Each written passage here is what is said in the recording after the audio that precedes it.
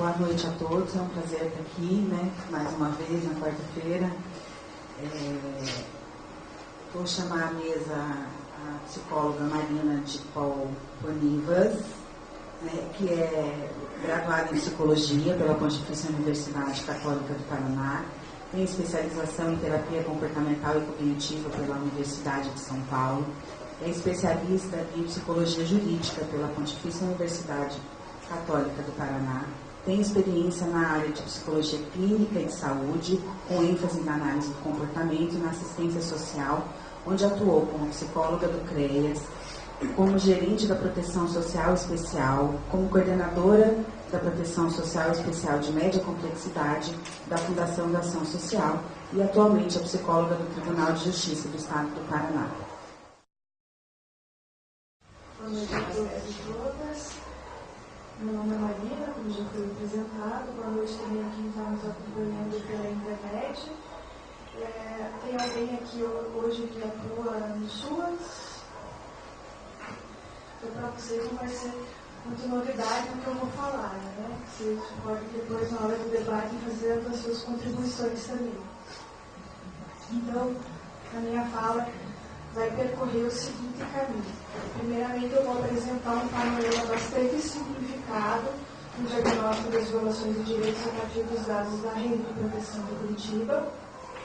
Posteriormente, eu vou falar um pouquinho sobre o atendimento às crianças vítimas de violência, seja qual for, no âmbito do SUAS.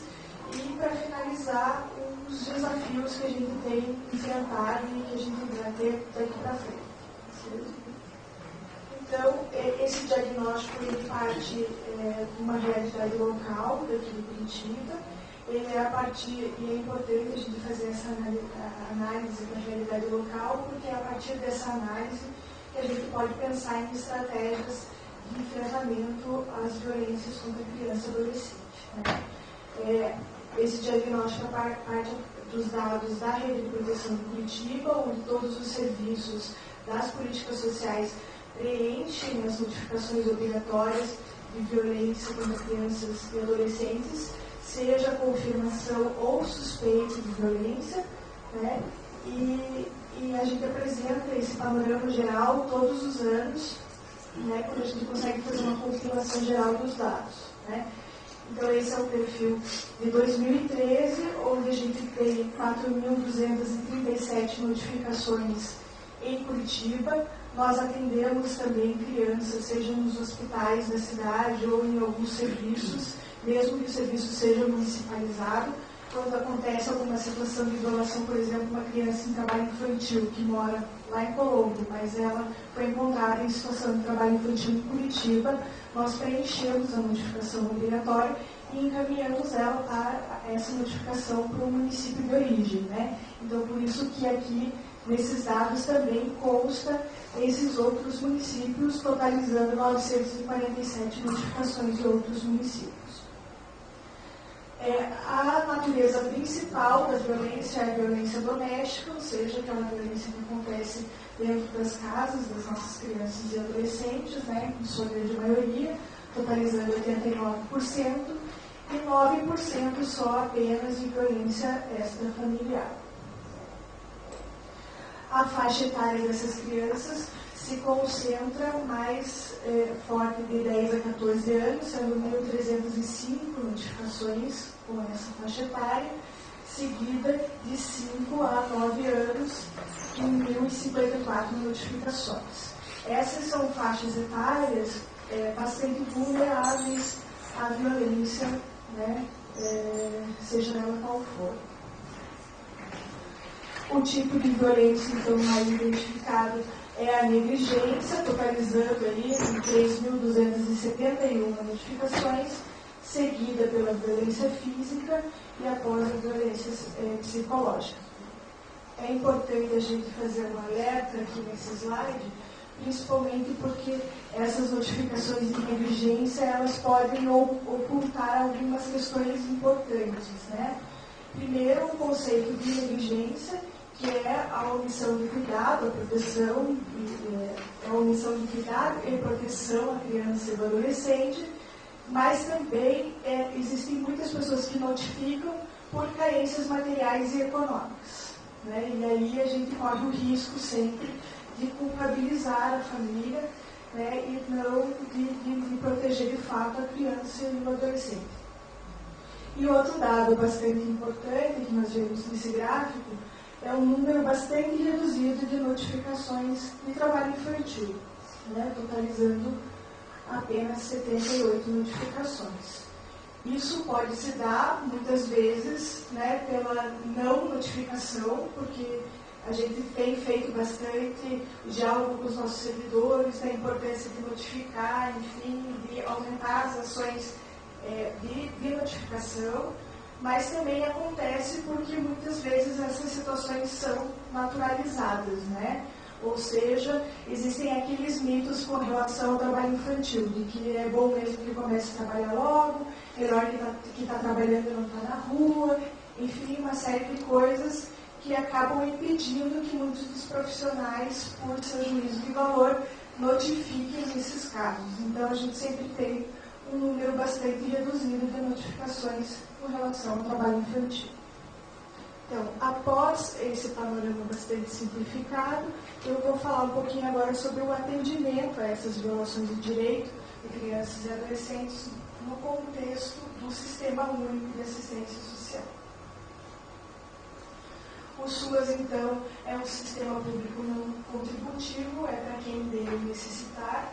Ele é descentralizado, ou seja, todos os municípios têm os seus sistemas, os seus CREAs, os seus CRAs, e tem a participação da sociedade civil organizada que compõe essa rede de atendimento socioassistencial em todos os municípios. O Sistema Único regula, então, como que vai funcionar a assistência social em todo o território nacional, sejam os seus programas, serviços, benefícios e projetos, né? Organiza também a proteção social em níveis de complexidade, seja ela básica ou especial, subdividida em média e alta complexidade. A proteção social especial, então, tem o objetivo de ofertar os serviços socioassistenciais para essas crianças, né, e indivíduos que encontram-se em situação de risco pessoal e social, por estarem com seus direitos violados, né? E esses direitos violados podem ser a ocorrência de abandono, negligência, violência sexual, trabalho infantil, enfim, uma série de violações de direitos. A proteção social especial, como eu disse anteriormente, subdividida em média e alta complexidade. A alta complexidade é quando os vínculos familiares já estão rompidos, né? E a criança encontra-se já em instituições de acolhimento, né? Já está institucionalizada.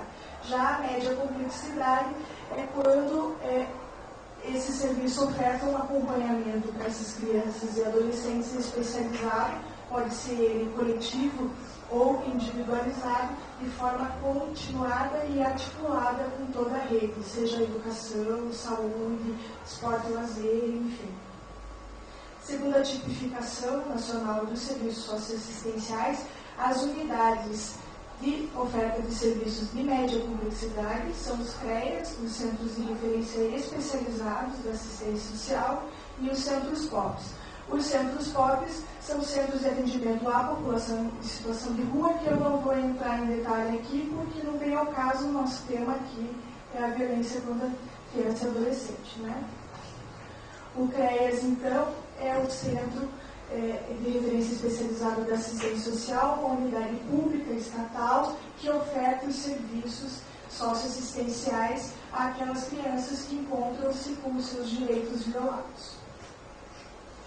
O público atendido pelo CREAS é das mais diversas violências possíveis, né? A violência física, psicológica e negligência, a sexual, seja abuso ou exploração sexual, o afastamento do convívio familiar por medida de proteção, situações de rua, talvez o Fernando possa falar depois com uma maior atenção sobre isso, por ser estar, né, atuando nessa área em que ele acolhe essas crianças e adolescentes que estão em situação de rua, o abandono, o trabalho infantil, a discriminação, seja ela dada por orientação sexual, raça ou etnia, o descumprimento das condicionalidades do programa Bolsa Família e do programa de erradicação do trabalho infantil em decorrência de violação de direitos, e o cumprimento de medidas socioeducativas em liberdade assistida e prestação de serviço à comunidade.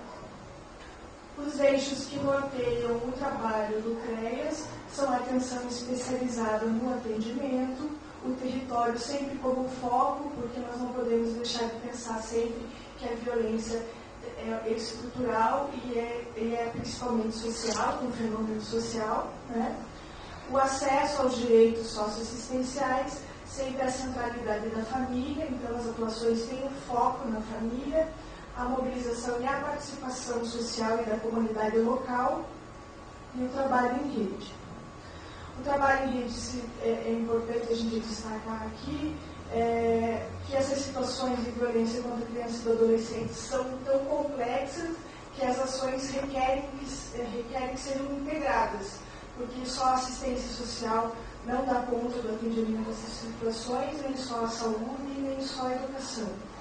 Recentemente, a gente teve o prazer aqui em Curitiba de ter a presença da professora psicóloga e também médica Maria Helena Mariante, que fez uma fala bastante interessante. Ela trouxe fotos de ressonâncias magnéticas que demonstravam os focos, por exemplo, quando a criança sofreu uma situação de abuso sexual. Quais eram as áreas dos cérebros atingidas em decorrência daquele abuso, né? Ou quando era uma violência física, nitidamente mudavam as áreas, né? Ela vem desenvolvendo essas palestras por todo o Brasil e tem várias publicações nessa área. Ela é uma neurocientista bastante conhecida e que vem desenvolvendo pesquisas bastante sérias, né, com relação a tudo isso, inclusive para a gente pensar na escuta judicial de crianças e adolescentes, quando ela cabe e quando não cabe, né?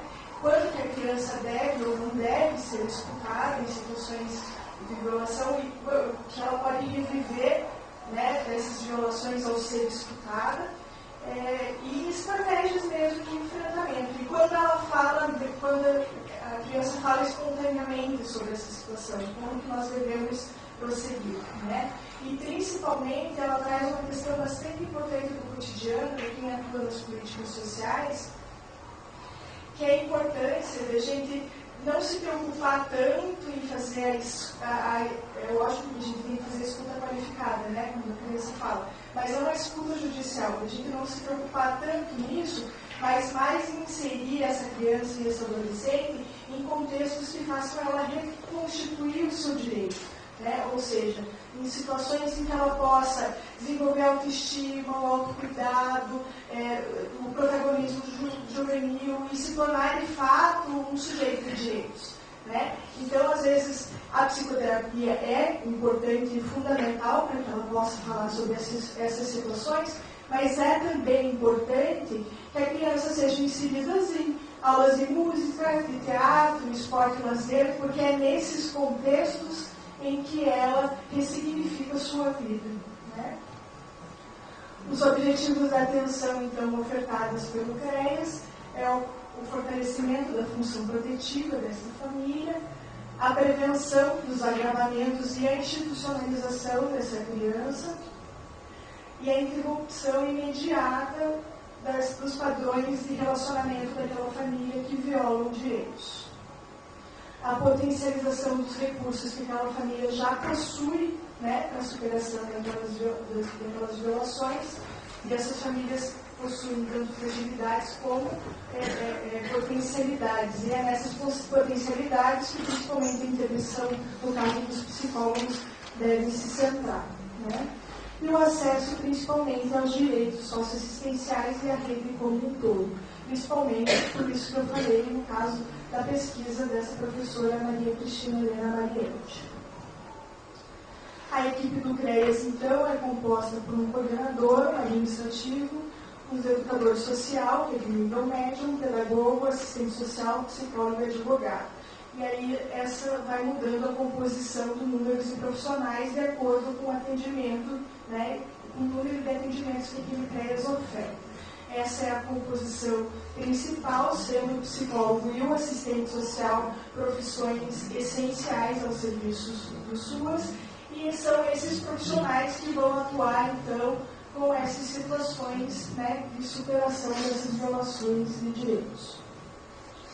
Os serviços ofertados no CREAS são o Serviço de Atendimento Especializado a Famílias e Indivíduos, o PAEF. Esse é o serviço central do CREAS, o serviço que constitui o CREAS. O Serviço de Proteção Social a Adolescentes em Cumprimento de Medidas Socioeducativas de Liberdade Assistida e Prestação de Serviço à Comunidade. O Serviço Especializado em Abordagem Social e o Serviço de Proteção Social Especial para Pessoas com Deficiência, Idosos e suas famílias.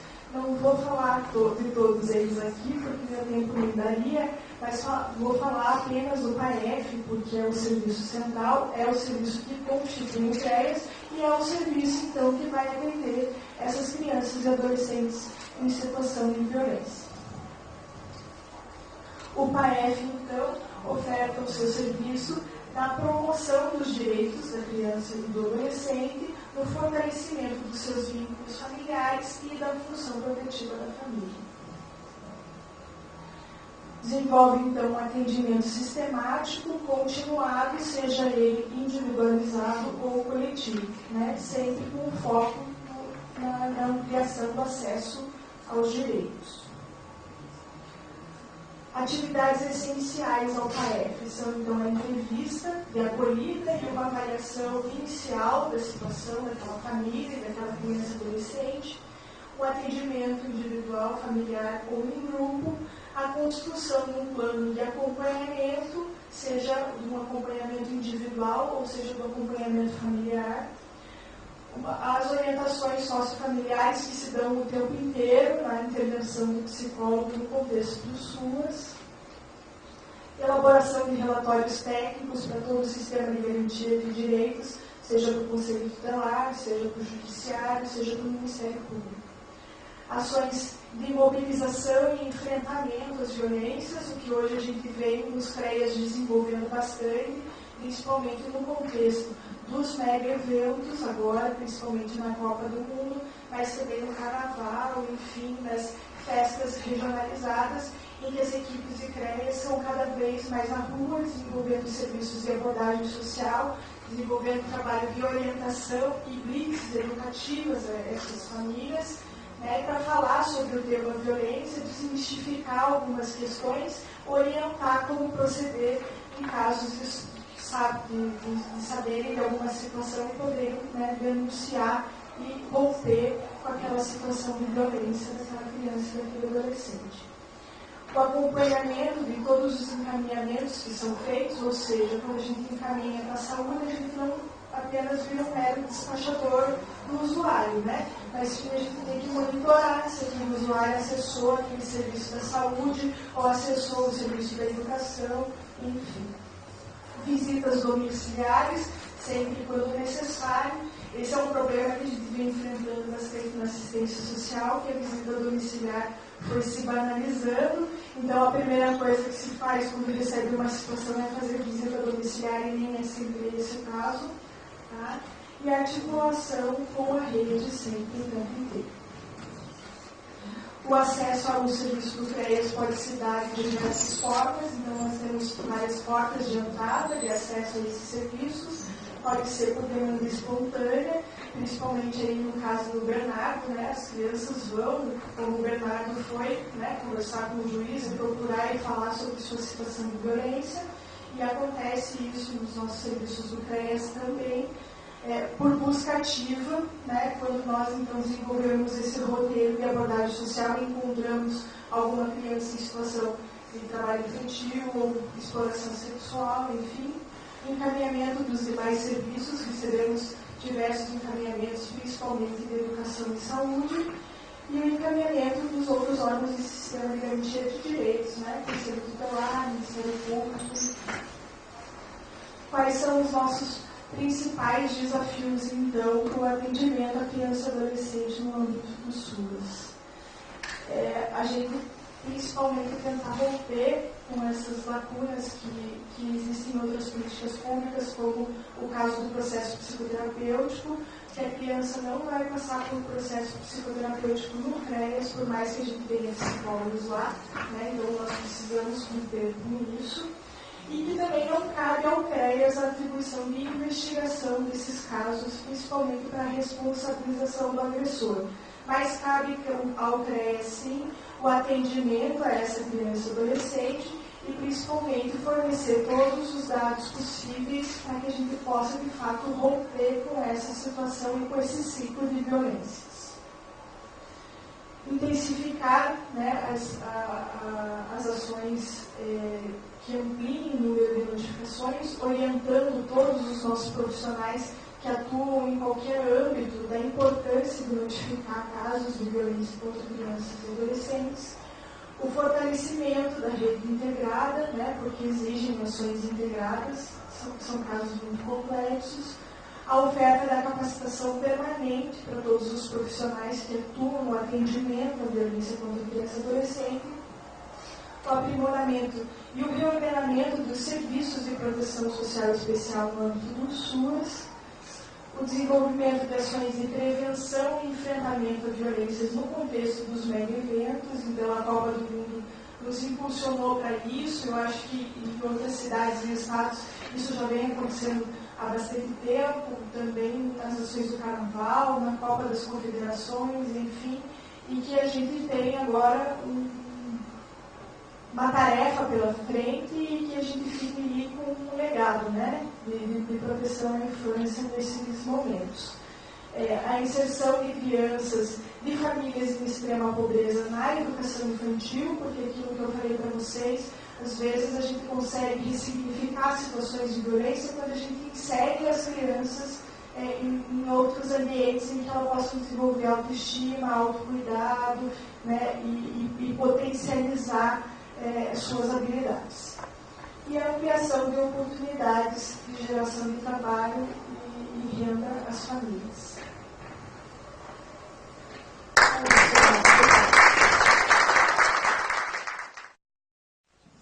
Boa noite.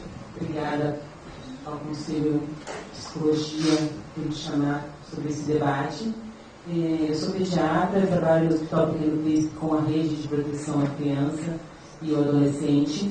Eu vou dar uma palestra especificamente sobre violência sexual, tá? E um adendo dentro dessa palestra sobre violência física.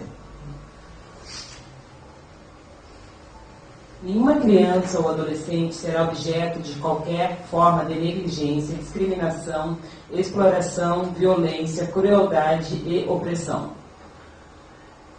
Punida de forma de lei qualquer atentado por ação ou omissão aos seus direitos fundamentais. Isso é o Estatuto da Criança. O que é importante a gente saber dessa lei, desse estatuto, que a omissão também será punida por lei. O fato da gente saber que existe uma criança, um adolescente sendo vítima de qualquer violência e a gente não comunicar à autoridade legal, ao conselho tutelar, a nossa suspeita de violência, a gente também está sendo violento contra essa criança e adolescente. A gente está sendo omisso com eles. Abuso sexual é o uso de criança ou adolescente por um adulto para satisfação sexual. Apesar de ser um crime muito grave, de violação aos direitos humanos, nele o agressor não visa remuneração ou comércio sexual. Ocorre em geral quando a criança encontra-se a sós com o adulto na própria casa, né, ou na casa de conhecidos, que são a grande maioria intrafamiliar, e pode ser classificado como intrafamiliar ou extrafamiliar, dependendo se ocorre dentro ou fora de casa. Então, o abuso sexual ele não visa a comercialização da criança, ele não visa a remuneração financeira, ele visa o prazer próprio do agressor. Violência. São 3 frases assim, que eu falo que esclarece e define muito para a gente como a gente deve olhar e como a gente deve tratar a violência contra a criança e a adolescência. Primeiro, não desvie o olhar. Proteja nossas crianças e adolescentes. Exploração sexual é crime. Diz que sim e denuncie. O que quer dizer não desvie o olhar? Sabe? Não deixe de olhar. Perceba, se você está achando estranho aquela atitude, aquela relação, se você está sentindo que aquela criança e aquele adolescente está acuado, você não precisa acusar ninguém, mas você precisa olhar e enxergar essa criança e adolescente. Né?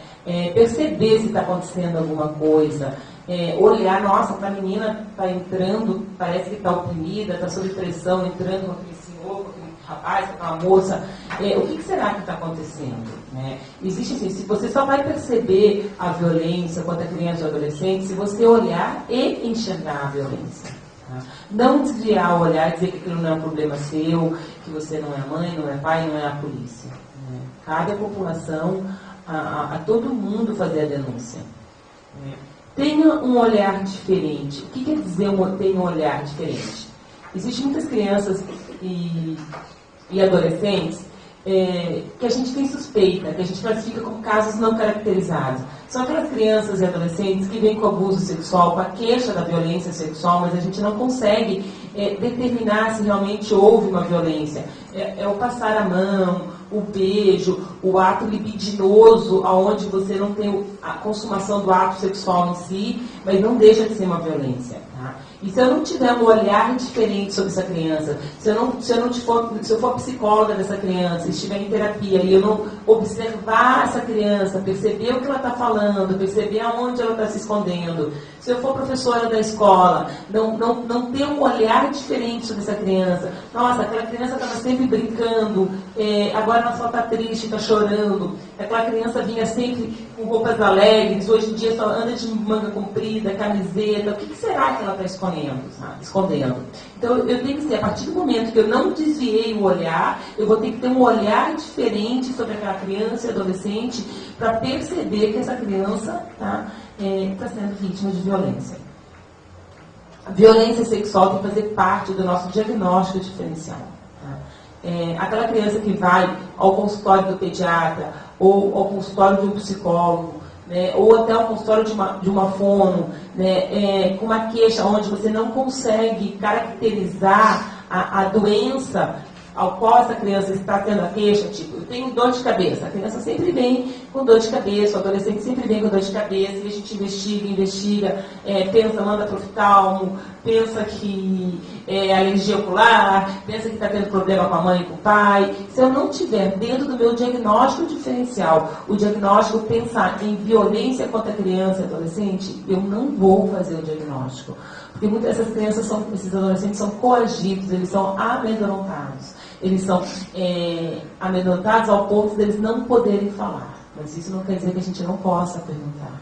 Né? Isso a gente ouve muito das crianças e adolescentes. Por que você não contou antes? Porque nunca ninguém me perguntou e eu não podia contar. Tá? Então, se a gente não fizer parte do nosso diagnóstico, como amidalite, otite, dor abdominal recorrente, tiver o meu diagnóstico, também de violência contra criança e adolescente, dentro da psicologia, síndrome de pânico, medo do escuro, mas também o medo do adulto, porque o adulto está sendo violento, se isso não fizer parte do diagnóstico diferencial da gente, a gente nunca vai perceber.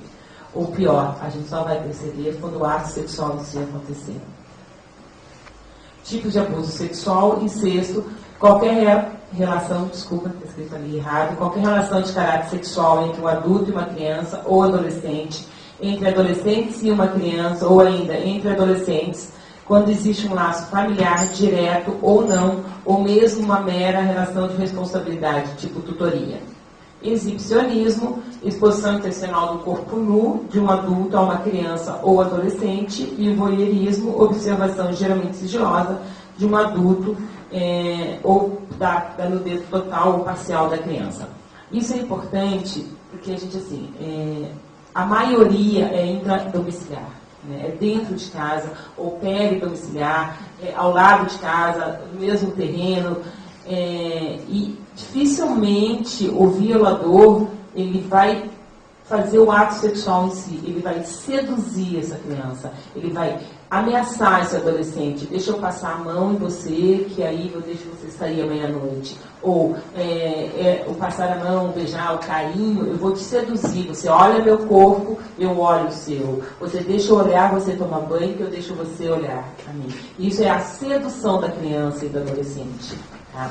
Muitas vezes começa, que a gente fala, com o ato libidinoso, que é o Isso e para depois chegar o abuso sexual em si. O sadismo, o ato de agredir fisicamente alguém como forma de obter gratificação sexual. Pedofilia, preferência sexual por parte de um adulto em obter gratificação sexual através de contato com criança.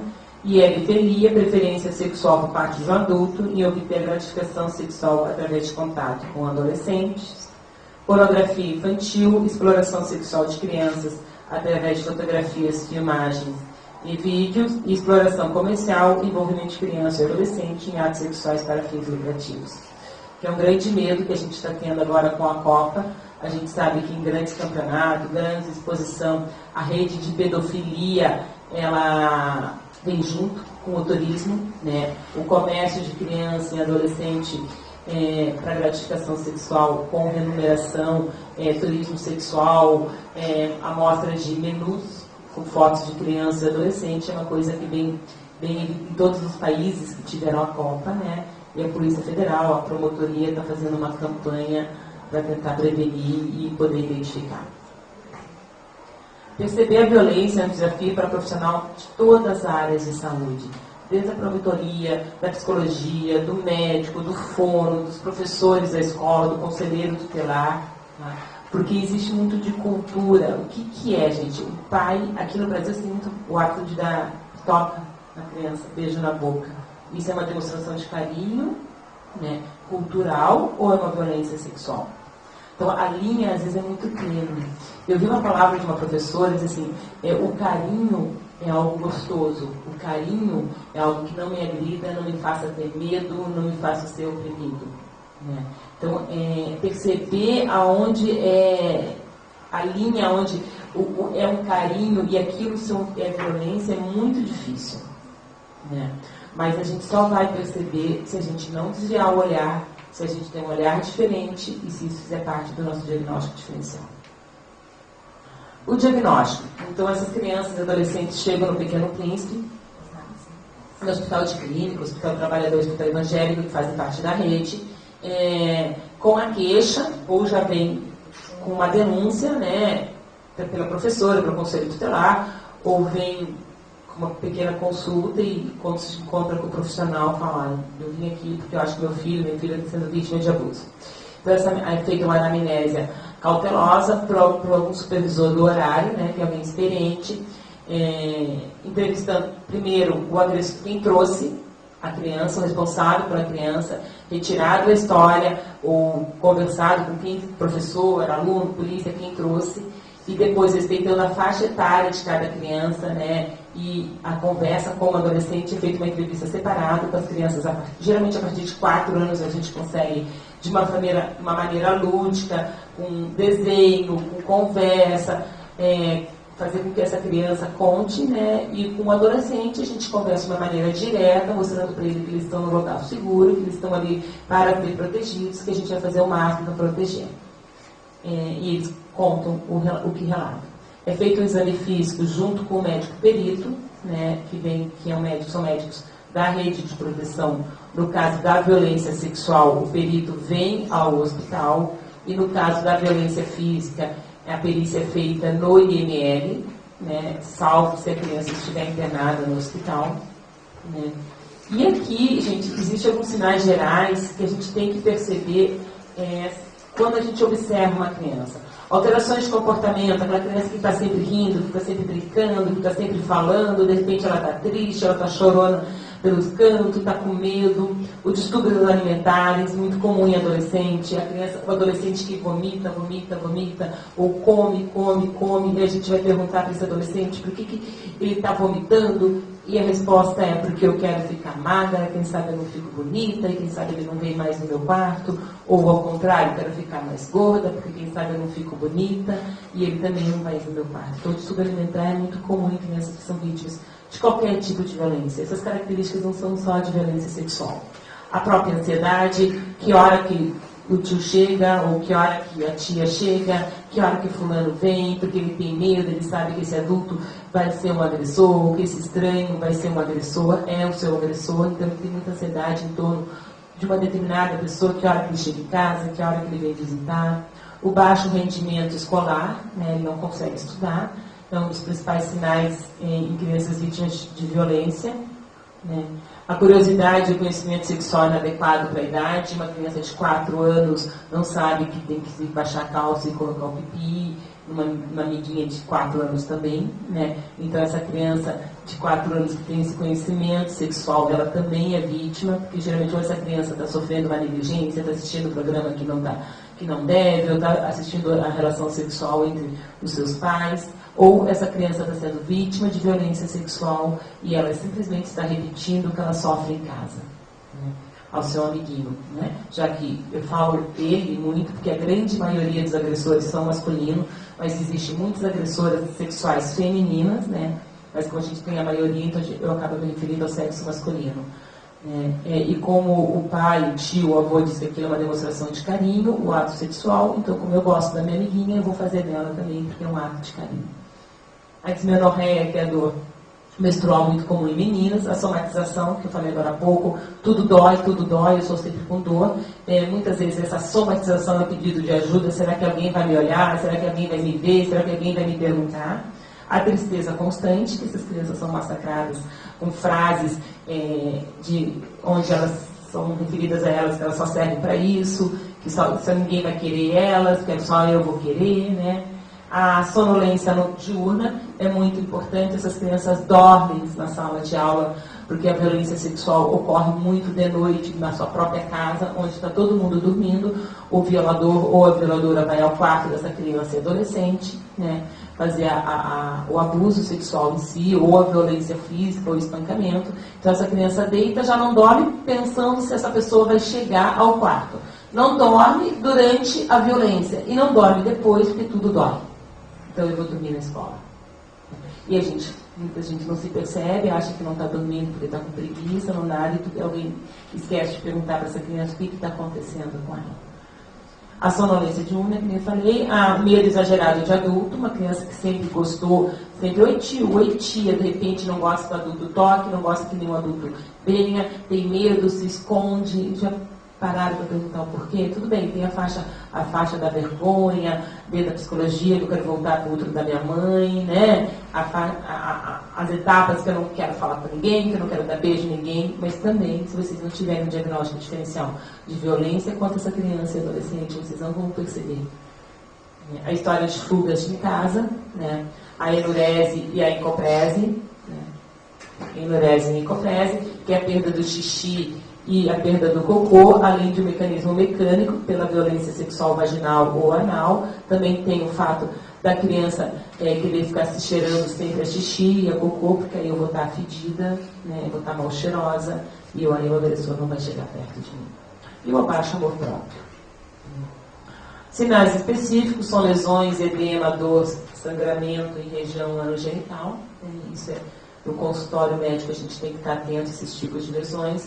Mordidas em mamas, genitais e pescoço, encontro de doenças sexualmente transmissíveis, né?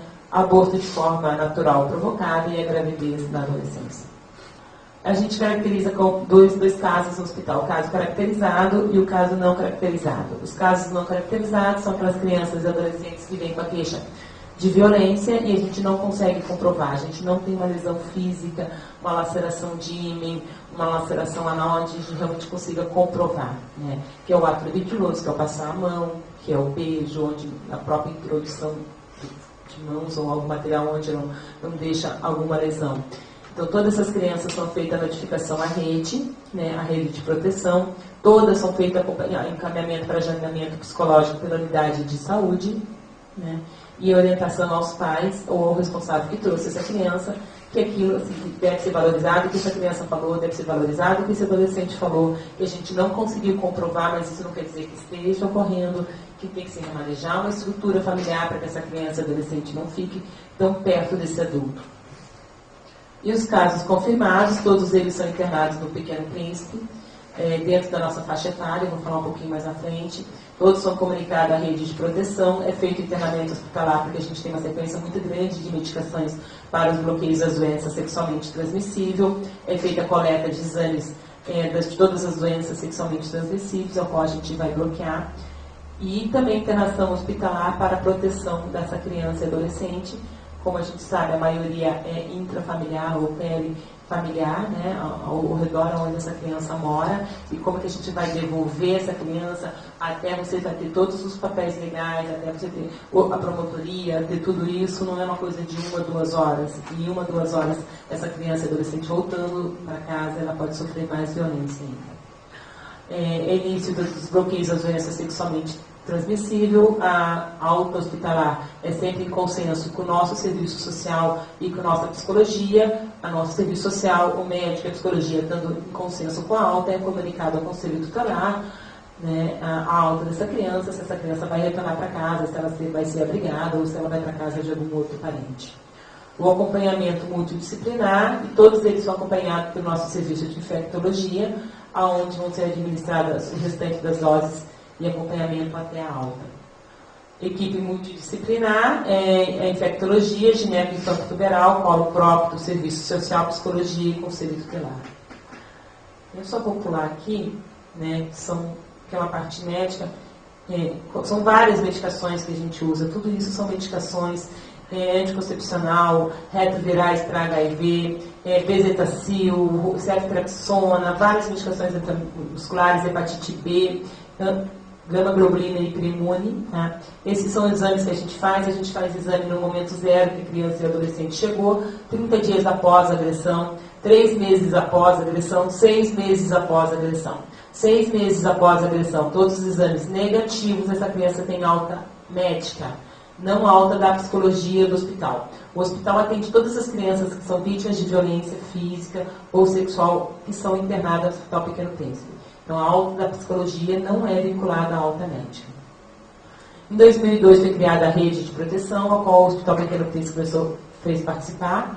A gente atende crianças até, no caso de violência sexual, até 11 anos, 11 meses e 29 dias, porque hoje em dia a gente tem meninas muito de 12 anos que já têm a menarca, ou seja, a sua primeira menstruação, ou já tem o ciclo menstrual efetivado, e a gente não trabalha com serviço de obstetrícia, e infelizmente essas meninas podem engravidar e o aborto é permitido por lei, né, e a gente não tendo serviço de obstetrícia, a gente não tem como fornecer esse atendimento.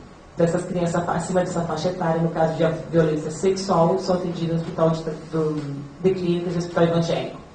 Violência, qualquer outro tipo de violência, a gente atende até a faixa de 17 anos, 11 meses e 29 dias, tá? Qualquer outro tipo de violência. A perícia é realizada no hospital até 72 horas do ocorrido no caso de violência sexual. A partir das 72 horas do ocorrido, não é bloqueado mais essas crianças ou adolescentes para as doenças sexualmente transmissíveis e a perícia é feita no DM. Por quê? Pelo risco-benefício entre bloquear e uma eficácia após 72 horas, né, não vale a pena fazer essas medicações que têm alto risco, né, desde hepatite, gastroenterite, gastrite. Então, até 72 horas as crianças são atendidas no Pequeno Príncipe. Após 72 horas, essas crianças, se chegarem até nós, elas serão entrevistadas, mas a perícia será feita no IML. Em 2012, foram atendidos 315 casos, sendo, no Pequeno Príncipe, de violência, sendo somente 227 de violência sexual e 37% de crianças abaixo de 3 anos de idade. Esse índice é assustador e esse ano a gente já tem uma expectativa que esse índice, crianças abaixo de 5 anos, a gente está em torno de 50% do atendimento. Principais desafios, casos de violência que não deixam sequelas visíveis nas crianças, que são aquelas, e adolescentes que são aqueles não caracterizados. Muitas dessas crianças não caracterizadas, amanhã depois vão chegar como crianças caracterizadas. Então a gente vai voltar lá nas 3 frasezinhas, né? Não desvie o olhar, tenha um olhar diferente, veja essa criança, perceba essa criança e faça parte do seu diagnóstico diferencial. O acompanhamento dos casos não caracterizados, hoje em dia o laudo psicológico é válido, né, junto com o registro de atendimento, e a dificuldade de comprovar a violência psicológica ainda, porque ao meu ver, todas as crianças vítimas de qualquer de qualquer violência, sempre vai ter uma violência psicológica. Isso aqui é de um livro onde é um relato de um adulto, hoje em dia, né, mas que na época de criança, da faixa de criança e adolescente, ele foi vítima de violência. As marcas da violência sexual em crianças e adolescentes não cicatrizam com facilidade e nem sempre pode ser diagnosticada em exame de corpo delito. As sequelas do abuso e da exploração sexual transcendem a violência física, impregnam o espírito das vítimas com sentimento de desesperança, um sentimento de autonegação que busca anular a si mesmo para apagar o passado. Por isso que é importante a gente não esquecer que existe violência. Obrigada. Muito boa noite a todas e todos, né? Muito mais todas, e acho que assistem também. Não é a primeira vez que eu venho nessa casa, nesse espaço, para falar sobre esse tema, e eu acho muito importante que nós possamos dialogar, que nós possamos interagir, trocar experiências, conhecimentos, porque, na verdade, é justamente essa soma de conhecimentos, experiências, esforços, que vai fazer com que nós possamos encontrar os melhores caminhos para resolver, pelo menos para amenizar essa situação tão grave que é a violência contra a criança em todas as suas formas, e, claro, com especial intensidade a questão da violência sexual, também em todas as suas formas, porque, como nós vimos, existe mais de uma, né? Existe a questão do abuso, exploração, hoje muito presente a violência que ela decorre da internet, né? Inclusive com toda aquela tipificação que decorreu da CPI da pedofilia, da chamada CPI da pedofilia, que penalizou uma série de condutas, uma série de práticas que decorrem do uso ou do abuso da internet, até para aliciar crianças, para divulgar imagens de cenas de sexo explícito ou pornográfico envolvendo crianças e adolescentes e assim por diante. Mas uma preocupação que nós temos, nós que integramos o sistema de justiça, é justamente que nós possamos encontrar um meio adequado para apurar a responsabilidade dos autores da violência contra a criança. Quando a gente fala em violência contra a criança, né, primeiramente, bom fazer esse paralelo, esse parênteses, nós temos duas grandes preocupações, evidentemente. A primeira preocupação, claro, é proteger a vítima. Fazer com que a vítima ela seja colocada a salvo daquela situação para que ela não seja novamente vitimizada, né, ou sujeita àquela violência. E uma outra preocupação que nós temos que ter, tanto, né, para que essa vítima em particular não venha a sofrer uma revitimização, tanto para evitar que outras crianças e adolescentes venham a ser também vitimizadas, é responsabilizar o autor da violência. Então é muito importante que nós possamos trabalhar essas duas questões de forma harmônica, para que nós não trabalhemos de forma dissociada uma coisa da outra, porque isso pode e gera uma série de problemas como nós temos enfrentado por aí. Vemos muitas situações em que, diante de uma suspeita de que há violência contra a criança, quando é denunciada, às vezes o que acontece é que a criança é afastada da família, e muitas vezes de forma até arbitrária, né, não seguindo o procedimento legal previsto para esse afastamento, e o agressor, o vitimizador, ele fica belo e formoso na casa, e ainda tendo à sua mercê outros irmãos daquela vítima ou outras crianças nas imediações. E essa criança acaba permanecendo por um período extremamente prolongado numa unidade de acolhimento, né, antigamente chamada abrigo, e às vezes fica lá até, né, a sua idade adulta, e com o vitimizador, infelizmente, nada acontece. Isso não pode acontecer, é uma realidade que nós não podemos permitir que continue acontecendo. E isso diz muito a nós, né? Não só nós do sistema de justiça, mas nós todos aqui presentes, porque vamos depender muito dos profissionais de outras áreas para nos auxiliar a encontrar soluções para esse problema. Foi mencionado aqui, até foi uma das perguntas encaminhadas, né, até pela internet para a mesa anterior, a questão do CREAS, né? Se o CREAS, né, quando o promotor, até citou ali o Ministério Público, quando o promotor pede para que o CREAS faça, né, um atendimento de uma criança supostamente vítima de violência e traga informações se houve ou não houve aquela situação de violência. E aí, supostamente, não seria trabalho do CREAS. Se é do CREAS, se é do CRAS, se é do CAPS, se é de quem quer que seja, alguém tem que assumir essa responsabilidade. O que nós não podemos, de maneira nenhuma, é deixar a criança sem atendimento e deixar o Ministério Público, o Poder Judiciário, sem os meios para poder responsabilizar o autor daquele fato. Aí vão dizer, mas o Ministério Público, o Judiciário deveriam ter suas equipes técnicas. Com certeza deveriam. Mas enquanto não tem, nós não podemos deixar essa criança sem atendimento, deixar de realizar o diagnóstico que foi mencionado, deixar de colher informações que são fundamentais para que nós possamos chegar a essa responsabilização. Se é o CRES que vai fazer isso, se é o CAP, se é outro equipamento qualquer, vamos ter que combinar. Aliás, o atendimento das vítimas de violência, na sua dimensão, toda a sua dimensão, que é muito mais abrangente, né? Esse atendimento ele deve fazer parte de uma política pública intersetorial, uma política pública que ela é necessariamente um grande combinado entre os diversos atores, os diversos agentes corresponsáveis. E que vai englobar também o próprio Ministério Público, o Poder Judiciário, a Polícia Judiciária, a Polícia Civil, que faz a investigação, o Conselho Tutelar, que seriam aqueles órgãos que devem fazer parte aí, ou do sistema de justiça, ou do sistema de proteção diretamente à criança e adolescente.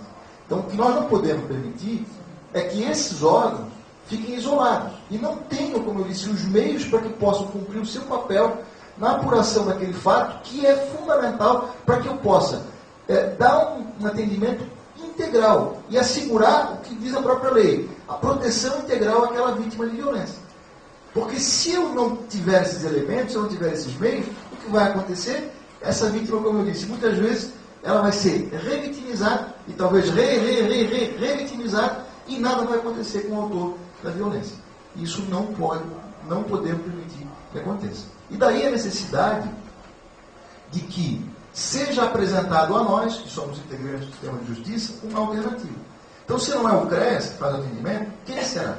O que nós precisamos é trazer, e a nossa proposta, até depois eu vou mostrar aqui na página da internet, nós temos isso bem claro, isso está lá expresso, não é uma coisa que eu estou aqui falando e vai morrer por aqui, não. Quem tiver curiosidade, está expresso na nossa página, toda a orientação que nós damos em relação a essa matéria, mas o que nós estimulamos, inclusive, os promotores a fazer, é justamente buscar, junto ao município, fundamentalmente aí o município, porque a política de atendimento ela é eminentemente municipalizada, embora, evidentemente, isso não dispense a intervenção de equipamentos de outros níveis de governo, mas buscar junto ao município a elaboração dessa política pública.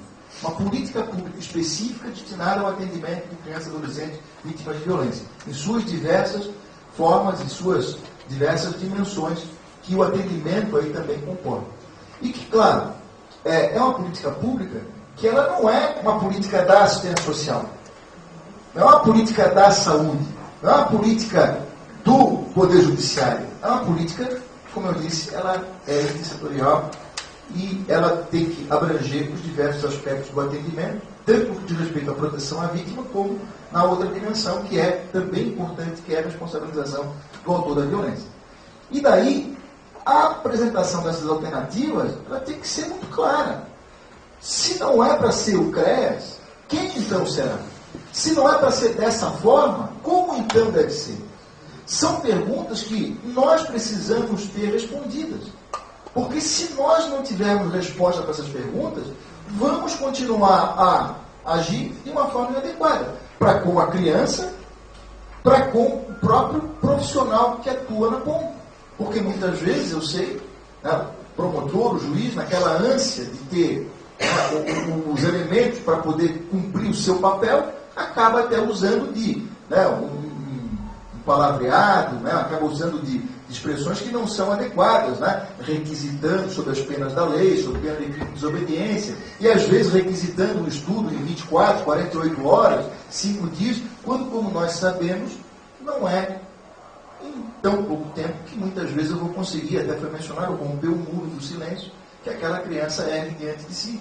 Porque um atendimento, para que possa ter extraído ali daquela criança o que aconteceu, ele muitas vezes ele vai ter que ser realizado de forma continuada, primeiramente estabelecendo uma relação de confiança entre o profissional de referência e a vítima, ela tem que se sentir segura, porque às vezes está esperando lá fora para levar ela para casa justamente o abusador, ou está na casa dessa própria criança, então não é tão simples para ela revelar o que aconteceu. E mesmo a própria criança às vezes não identifica, como foi mencionado também, que foi vítima de violência, ou ela por diversas razões, mesmo que tenha identificado, ela não revela.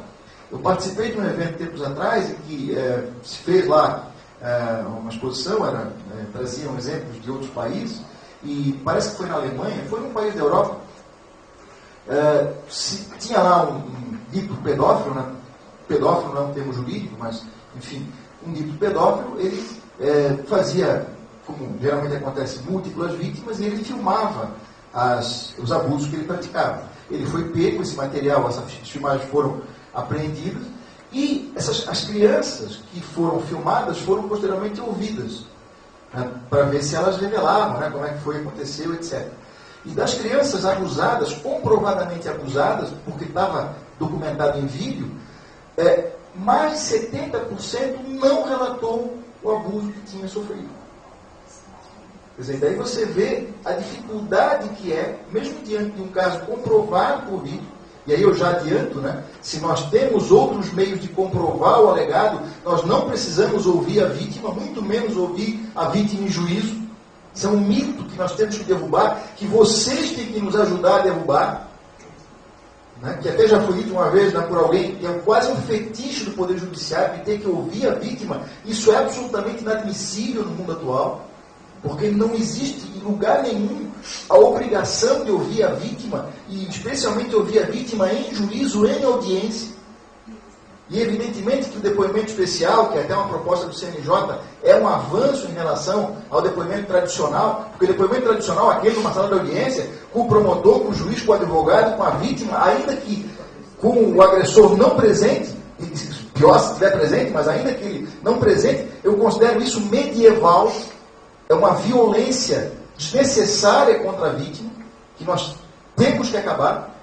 Mas mesmo o depoimento especial, ou o depoimento sem dano, ele também não resolve. Porque até chegar lá, nessa fase do depoimento especial, lá em juízo, essa vítima já passou por diversos profissionais, já foi ouvida diversas vezes. E evidentemente que cada vez que ela é ouvida, e cada vez que isso é documentado, às vezes até quem vai fazer o registro coloca lá uma palavra diferente, que não foi a que a vítima disse, coloca lá ou tenta traduzir aquela expressão de uma outra forma, e aquilo posteriormente vai ser utilizado para dizer, como eu pego muitos casos lá, estou agora dando parecer desse tipo de situação, de que há uma contradição no depoimento da vítima, e essa contradição, portanto, fragilizaria a prova e justificaria a absolvição do autor do abuso. Então nós não podemos permitir que isso aconteça. Nós temos que desenvolver, dentro dessa política pública, que tem que ser discutida entre todos nós, uma forma de permitir que a vítima, uma vez que se tenha suspeita, né, de que houve lá a prática da violência, de um modo geral, especialmente a sexual, e também já adianto, para que haja uma violência sexual no sentido amplo, não precisa ter vestígio nenhum, não precisa ter nenhum vestígio físico, e às vezes a própria vítima nem sabe que foi abusada e foi abusada. Quer dizer, não precisa nem ter vestígio, nem ter a percepção da vítima para que haja a caracterização da violência, no sentido geral, do abuso sexual, no sentido estrito. E, evidentemente, que essa vítima seja ouvida o quanto antes, logo após ser denunciado aquele fato, aquela suspeita ou aquela confirmação, de preferência uma única vez, mas, evidentemente, quando a gente fala uma única vez, não quer dizer que naquele dia ela vai revelar. Porque às vezes ela não está preparada para isso. A gente tem que respeitar o tempo da vítima. Pode ser até que ela venha procurar o serviço para revelar o que aconteceu. E eu até já ouvi situações, a vítima não, eu quero falar com o juiz, eu quero falar para o juiz, na frente do juiz, e quero falar na frente do sujeito. Eu quero apontar na cara dele. É uma situação excepcional. Mas em regra, a vítima ela vai tentar, né, não vai revelar, num primeiro contato não vai fazer isso, e é por essas e outras que eu também entendo que não satisfaz o depoimento especial. Porque naquele dia que foi marcada aquela audiência para ela ser ouvida, pode ser que ela não esteja preparada para revelar o que aconteceu. Não se sinta à vontade para falar naquele espaço, naquele ambiente. E aí, isso pode gerar problemas na hora de colher aquela prova que vai, mais uma vez, dar margem para a absolvição do autor da violência. Então nós temos que desenvolver uma sistemática que permita que haja, primeiro, claro, a denúncia. E aí nós temos que estimular a denúncia. Nós temos que estimular e qualificar as pessoas para que elas possam ter essa percepção que foi mencionada, dos sintomas possíveis aí de uma violência, de um modo geral, de uma violência sexual em particular. E nós temos que, a partir da denúncia, e aí existem os mecanismos até de notificação obrigatória, tanto a saúde quanto a educação, tem o dever legal de denunciar os casos de mera suspeita, e nós temos que facilitar isso. Curitiba tem até uma ficha de notificação obrigatória, outros municípios não têm, deveriam todos ter, porque decorre da lei essa notificação obrigatória, sob pena, inclusive, da prática de notificação administrativa, no mínimo, né, por parte do profissional da saúde ou educação que deixa de denunciar, mas não basta, evidentemente, a denúncia. Porque o que nós temos hoje, concretamente, se a gente for fazer um levantamento do Disque 100, Disque Direitos Humanos, onde lá tem os casos de denúncias de violação de direitos de criança e adolescente, das denúncias feitas ao Disque 100, cerca de 90% não são confirmadas. Ou porque, né, não se conclui que houve violência, ou porque às vezes nem se localiza a vítima, não se localiza, né, o local da violência. Mais de 90%. E eu até entendo que nesse meio de denúncias do Disque 100 deve ter algumas que são denúncias falsas, que são denúncias decorrentes, né, de intriga de vizinho, de os pais que se separaram e aí um quer a guarda e aí acusa o outro de uma violência que não houve. Eu até entendo que deve ter um percentual de denúncias falsas, mas seguramente não é 90%. Então, se nós temos mais de 90% de casos que não são confirmados, tem alguma coisa muito errada acontecendo, porque nós não estamos conseguindo apurar adequadamente. E quando apuramos, demoramos muito para punir. E quando punimos, somos muito brandos. E se vamos fazer um levantamento do número de condenações de abusadores, especialmente abusadores sexuais de criança e adolescente, vamos chegar a uma conclusão que esse número é ridículo. É ridículo. É vergonhoso. É uma vergonha mundial. Né? E justamente porque nós temos ainda essa cultura, esse fetichismo, né, de ter que ouvir a vítima em juízo, na audiência, lá na frente, às vezes daqui a 1 ano, 2, 3 anos, quando a vítima, né, nem quer mais saber, porque ela já quer superar, e aliás o trabalho todo que é feito é justamente para que ela supere aquela situação de violência que ela sofreu. E daí a necessidade, repito, isso é uma coisa que também parte de nós, de inclusive através de doutrina, escritos, da prática, né, de experiências práticas que nós possamos apresentar, que possamos trazer até de outros estados, de outros países, né, e outros países fazem isso há muito mais tempo do que nós, com muito mais capacidade do que nós, né, de apurar esses crimes de uma forma diferenciada, nós possamos mostrar ao Poder Judiciário que não é assim que se faz. Não é simplesmente criando uma sala de depoimento especial no fórum que eu vou estar resolvendo o problema. Não é apenas isso. Claro que, repito, é um avanço, mas ainda é um avanço muito tímido. Porque se eu for esperar até o fórum, até o momento de uma audiência judicial, para somente então me preocupar em ter um atendimento diferenciado em relação àquela vítima de violência, quantas outras chamadas revitimizações eu vou ter aqui atrás.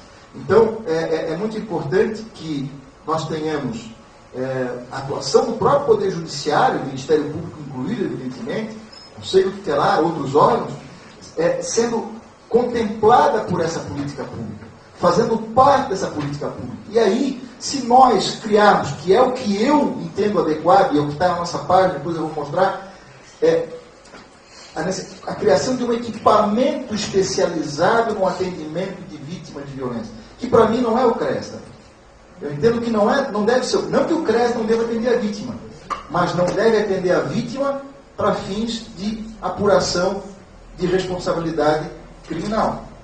Eu devo ter um equipamento especializado para realizar a escuta qualificada, ou depoimento especial que seja, e que seja esse equipamento acionado diante das suspeitas que surgirem, e evidentemente que para isso tem que ter lá dentro profissionais em quantidade e qualidade, né, tem que ter uma qualificação, uma habilitação técnica específica para isso, não tem que ser assistente social, não tem que ser psicólogo, inclusive tem, né, em outros países, não precisa ser nenhuma dessas profissões, embora, claro, desejável que seja, mas não há obrigação, o que ele precisa ter é uma habilitação específica para aquela atividade. Isso tem que ter. Porque às vezes a gente tem imaginação, ele é assistente social, ele é psicólogo, ou que muitas vezes o próprio Ministério Público e o Judiciário imaginam. Automaticamente ele está habilitado a realizar uma escuta qualificada de vítimas de violência, quando nós sabemos que isso não é verdade. Não existe essa qualificação automática, essa habilitação automática. Não. É uma situação que é altamente complexa. Como eu disse, nós temos que ter uma série de cautelas preliminares durante a entrevista, que até a gente depois vai mostrar um protocolo que nós traduzimos, publicamos na nossa página, revista investigativa, e depois, para evitar que dali tenha qualquer trauma, pelo menos minimizar possíveis traumas que a vítima venha a sofrer. E evidentemente que essa escuta qualificada tem que ser realizada com toda uma metodologia, com toda uma técnica que permita que esse depoimento que foi colhido nesse momento, ele já sirva como prova no processo judicial. Lá, tanto para fins de eventual instituição do poder familiar, no processo de natureza civil, ou lá na área da infância e juventude, quanto para um processo criminal também responsabilizar penalmente o autor daquele fato. E, evidentemente, para que eu possa ter isso, e ter segurança nessa prova, eu tenho que ter profissionais que tenham a qualificação necessária e que possam, inclusive, dentro da política que nós vamos desenhar, ser nomeados peritos pela autoridade judiciária, para que, então, eles façam essa escuta e, ao final do seu trabalho, que pode ser de um dia, pode ser de uma semana, pode ser de um mês, é o tempo necessário, é o tempo que a vítima, que ela tiver para revelar o que aconteceu. Ao final desse trabalho, como eu disse, pode ser mais ou menos prolongado, por isso não é marcar uma audiência para ouvir, é desenvolver uma metodologia para que eu possa ter esse trabalho continuado. Ao final ele vai elaborar um laudo pericial. E esse laudo pericial vai responder às perguntas que tenham sido formuladas pelo promotor, pelo advogado de defesa, pelo juiz. São chamados quesitos. E não precisa ser perguntado para a criança exatamente aquilo que constou da aquisitação. O que é necessário é que eu responda a aquisitação. Mas quem vai responder não é a criança, quem vai responder é o perito. E o perito vai extrair aquela informação da criança da forma mais adequada, que a técnica adequada, que a técnica correta recomendar.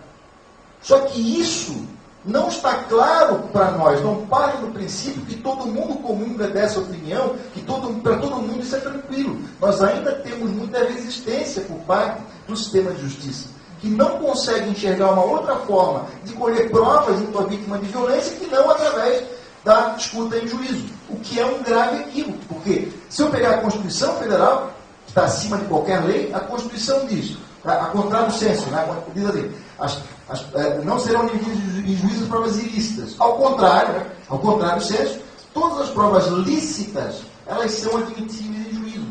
E a forma como essas provas vão ser colhidas, desde que seja lícito, também não tem problema. Então, se nós apresentarmos uma proposta, e aí eu peço a vocês que apresentem, que mostrem como que se deve fazer essa escuta qualificada, porque eu não sou nem psicólogo, nem assistente social, e nem tenho eu uma habilitação específica para fazer escuta qualificada, como 99,9999% dos promotores e juízes, eu não digo 100%, porque pode ser que alguém tenha feito algum curso para isso, que eu desconheço, mas a maioria não sabe ouvir, e muitas vezes acabam ouvindo.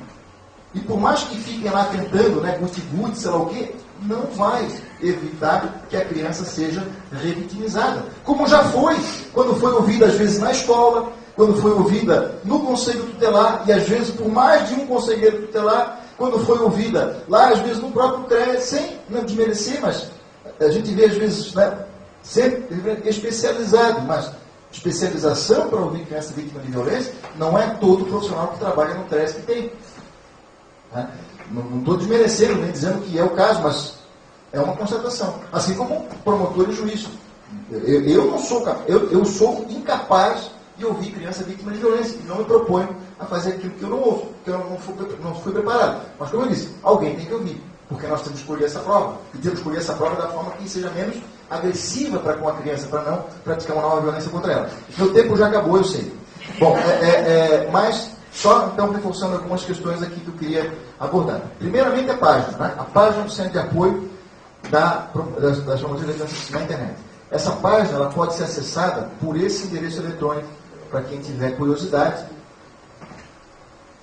Né? São duas formas, né? Ou pela página do Ministério Público, clicando sucessivamente nesses itens aqui, ou então através desse endereço. Depois eu posso deixar com vocês, para que vocês possam reproduzir para quem estiver assistindo pela internet e tiver curiosidade. Então, essa é a nossa página. Na nossa página nós temos diversos itens para todos aqueles que a turma está faz. Nós temos aqui muita coisa publicada, temos muitas matérias, inclusive seria nosso prazer se vocês usassem a nossa página como ferramenta de trabalho. Temos muita coisa aqui. E temos um item que é o combate à violência, onde está lá aquela florzinha que é o símbolo lá da campanha do 18 de maio. Clicando nesse item do combate à violência, vocês vão entrar na página específica, onde nós temos muito material sobre o tema que está lá publicado. Recentemente nós publicamos, encaminhamos aos promotores, estamos divulgando um protocolo internacional que foi traduzido pelo Centro de Apoio com base num documento americano, do estado de Washington, em que ele traz uma orientação sobre como realizar essa escuta qualificada, como realizar a entrevista investigativa, né, de modo que ela possa servir como prova num processo judicial, criminal ou civil, para responsabilizar os agentes. Quem vai fazer isso, como eu disse, não precisa ser o CREAS, não precisa. Mas nós precisamos, dentro do município, dentro da rede de proteção, identificar um equipamento, e dentro do equipamento identificar um profissional, ou profissionais, que vão se especializar e que vão ser encarregados de realizar esse trabalho. Que não é um trabalho fácil. Que é um trabalho que a gente sabe que exige aí uma dedicação enorme e traz em si uma carga emocional muito grande. Mas nós temos que identificar esse profissional. Porque nós não podemos dispor, não podemos dispensar esse equipamento. E nós também temos ali umas orientações gerais, que aí eu só queria, clicando em cada um desses itens, vocês vão encontrar esse material, né? Tem umas orientações gerais, está difícil para eu enxergar, porque está fraquinho para mim, não sei se está fraquinho. Então. E aí, tem umas orientações gerais que nós publicamos, bom, não vou achar agora, mas que foi recente e que nós pontuamos tudo isso que eu falei e muito mais. Com orientações para a atuação não só dos promotores, mas para todos aqueles que integram a rede, que integram o sistema. Tanto para que saibam o que fazer, para que nós tenhamos uma noção do que fazer, como para que também saibam o que não fazer. E dentro da política, como eu falei, é um grande combinado, nós temos que combinar o que não fazer. Por exemplo, conselho tutelar. Por favor, tem que ficar claro para os conselheiros. Não ouçam crianças vítimas de violência. Quem não tiver habilitação, não ouça. Porque cada vez que a criança é ouvida, por quem não tem qualificação, isso pode gerar o que a gente chama de contaminação da prova. Pode aquela pessoa, por mais bem intencionada que seja, trazer para o relato da criança elementos que não são verdadeiros, que não se sustentam. E na hora que essa criança for ouvida finalmente lá, para que esse depoimento ele seja válido em juízo, isso vai acabar influindo na credibilidade do depoimento da criança. E vai acabar gerando a absolução do culpado. Então, a melhor coisa que se pode fazer, suspeitou, a gente até pode fazer algumas perguntas básicas no início, mas passou de um certo ponto, não ouve mais. Quem não tem qualificação, não ouve mais. E vamos acionar os profissionais que têm habilitação para isso, para que eles, finalmente, possam continuar a extrair aquele relato e para que esse relato, depois, ele possa ser usado como prova no processo. Isso tem que ser, como eu disse, um grande combinado. E até nós fizemos, ano passado, um evento, não sei se alguém aqui participou, no Ministério Público, que inclusive foi gravado, está disponível na internet a gravação, o vídeo do evento, e que foi, nós convidamos uma professora do Rio Grande do Sul, Lilian Stein, vocês conhecem, e que ela trouxe até um exemplo que eu achei fantástico. Ela mostrou assim, umas fotos, uma foto era pegadas na areia da praia. E ela disse, essa foto, essas pegadas na areia, é a prova que nós queremos colher. E aí, na medida em que o tempo passa E na medida em que outras pessoas vão passando por aquela praia, o que acontece com aquelas pegadas originais? Elas vão esmaecendo, elas vão desaparecendo.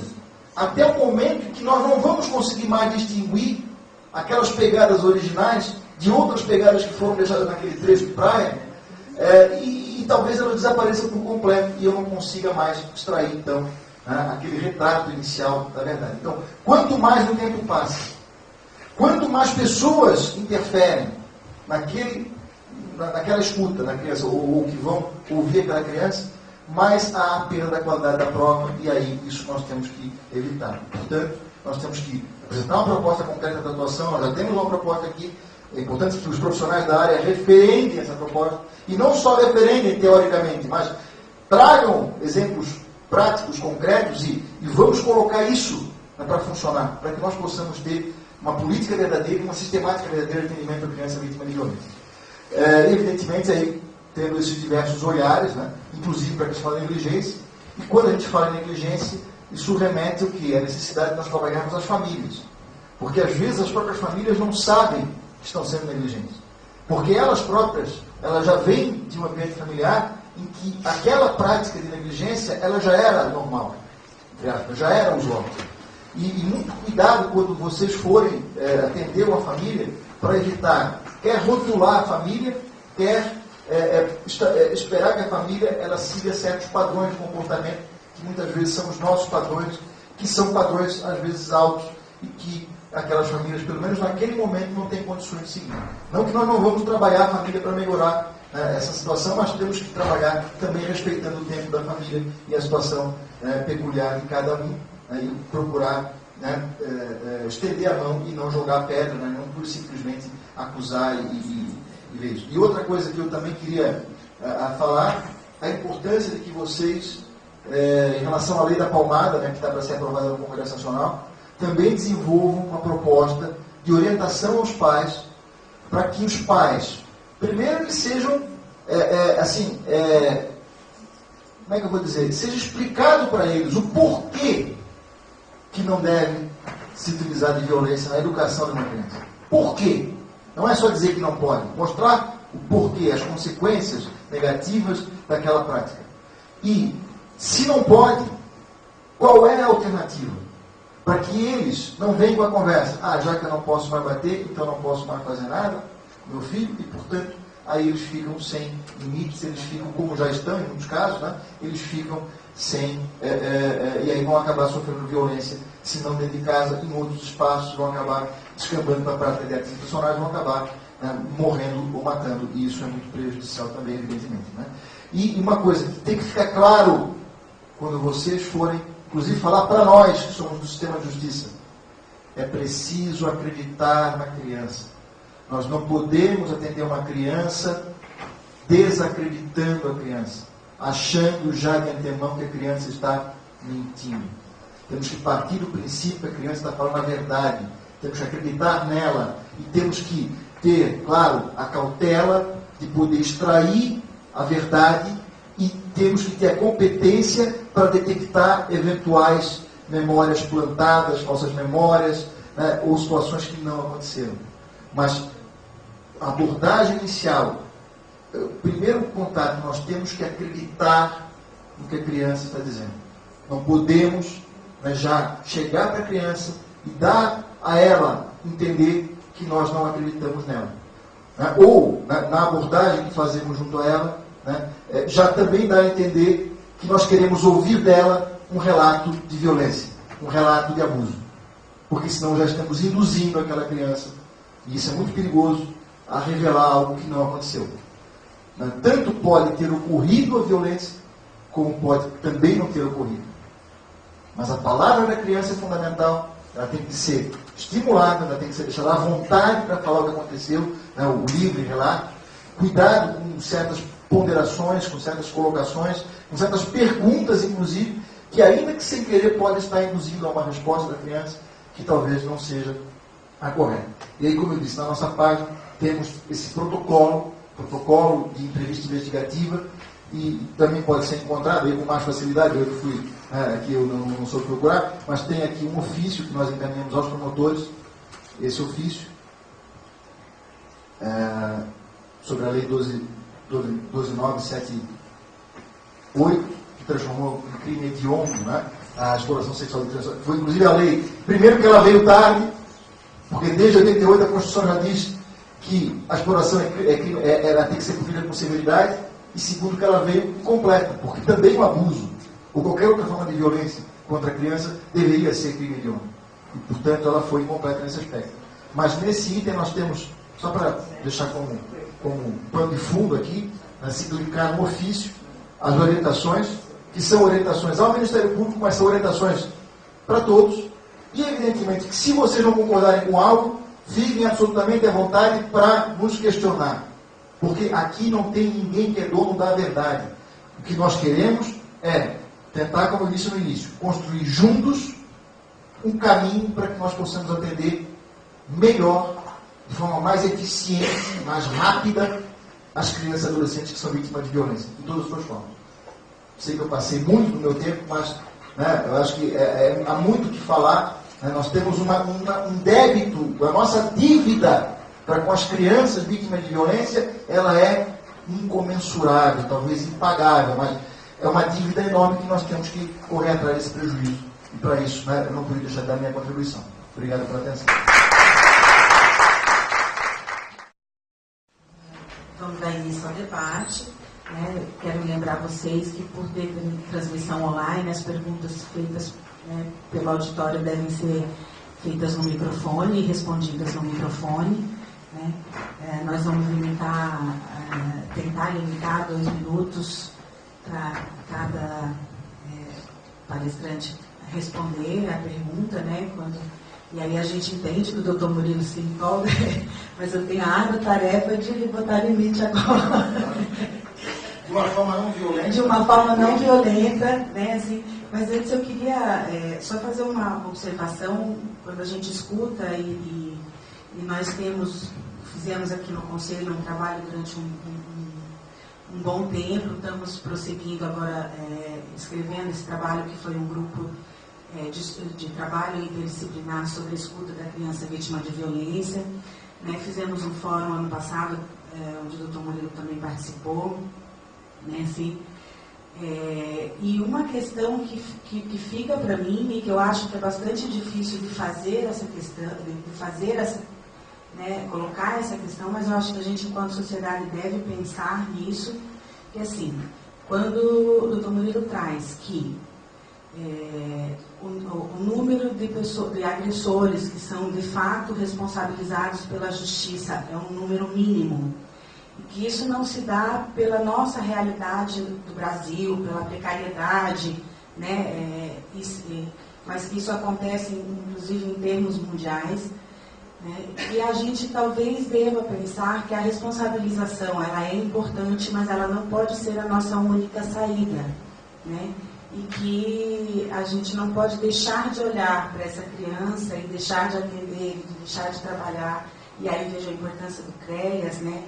Muito grande nesse sentido, de que ainda que não se responsabilize, ainda que a gente naquele momento não consiga retirar aquele agressor, ainda que a gente não tem, que o trabalho não cessa aí. O trabalho continua, o trabalho permanece na orientação, no desenvolvimento dos comportamentos protetivos da criança, né, na orientação dessa família, que a gente não pode esperar sempre só a questão da responsabilização judicial, porque ela não vai acontecer na grande maioria das vezes, mas que isso não tira a nossa responsabilidade, nem do Ministério Público de continuar acompanhando, né, nem da Justiça, da assistência de continuar acompanhando. E esse talvez seja um grande desafio que a gente tenha que enfrentar, que essa é a realidade, e diante disso, como é que a gente vai fazer? Né, para não manter essa dívida ou não ampliar essa dívida ainda mais para com as nossas crianças e adolescentes. Né? Então, boa noite. Meu nome é Jussane, eu sou ainda estudante de psicologia da PUC. 2 coisas me chamaram a atenção na fala de vocês. Uma delas, quando vocês falaram em crime de violência sexual contra a criança, vocês só citaram os adultos. Infelizmente, se tem dados em que a violência é impetrada por adolescentes, ela tem sido crescente, né? E é uma realidade da qual a gente vai ter que aprender a trabalhar para coibir que essa ação continue. E uma segunda questão, quando a doutora Marina colocou sobre a questão do CRAS, que realmente não tem um papel de investigar, obrigada. Eu gostaria de perguntar, a Secretaria de Segurança Pública faz parte desse sistema de proteção? E se faz, então as delegacias especializadas da criança e a do adolescente, elas não fariam parte desse serviço de proteção, pois elas já têm um serviço especializado. Não seria o caso de, em vez de estabelecer um segundo sistema para colher essas provas, se utilizar o que já existe, pelo menos no estado do Paraná? Então, o Everton Munhoz, que é educador social, faz aqui do curso de serviço social de Campo Largo, pergunta à doutora Maria Cristina qual é o nome deste livro que a senhora citou. Só quero colocar então mais duas questões de uma colega de Medianeira, que ela diz que concorda com o promotor, que necessita de uma, na questão que necessita de uma política de atendimento, e que alguém necessita realizar esse trabalho, mas que não concorda que isso seja realizado pela equipe do CREAS, porque se a violência for confirmada, essa mesma equipe vai precisar trabalhar a potencialização de vínculos, autoestima, reestruturação da confiança nos pares, e na maioria das vezes não se consegue realizar esse trabalho porque já houve uma entrevista voltada para a investigação. Essa é uma primeira questão. A outra é, quem são esses psicólogos que podem ser nomeados peritos? São os técnicos do próprio Tribunal de Justiça ou aquele do CREAS, CRAS, CAPES? Porque eu concordo perfeitamente com o promotor que o depoimento precisa ser feito por um profissional nomeado, depoimento, ou avaliação, mas enfim. E com habilitação específica, porque realmente as crianças são revitimizadas várias vezes. Respondendo do adolescente agressor, a gente vê no Pequeno Príncipe, pelo menos, a entrada de muitas crianças vítimas de adolescentes agressores. Né?